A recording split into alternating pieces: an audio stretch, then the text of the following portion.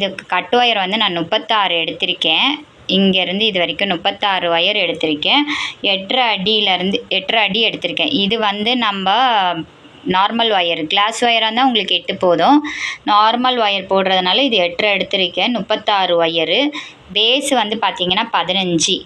சென்டர்லேருந்து மேலே 4, சென்டர்லேருந்து மேலே 7, கீழே 7, அப்போ 15 வரிசை வந்துருச்சு. அதை நான் என்ன பண்ணியிருக்கேன்னா, இங்கே இந்த மாதிரி வி ஷேப் வரத்துக்காக என்ன பண்ணியிருக்கோன்னா, நான் சென்டரில் 15 ரோ போட்டோம் பார்த்தீங்களா, இந்த மேலே இருக்க ஃபஸ்ட்டு ரோவை விட்டுடணும். இந்த ஃபஸ்ட்டு ரோ ஒயரை விட்டுட்டு செகண்ட் ரோலேருந்து இந்த 2 நாட் போடணும். இந்த 2 நாட் போட்டு அதுக்கப்புறம் இங்கேருந்து அப்படியே சென்டர் எடுத்துகிட்டு வந்து 18வது நாட்டில் நம்ம முடிக்கணும்.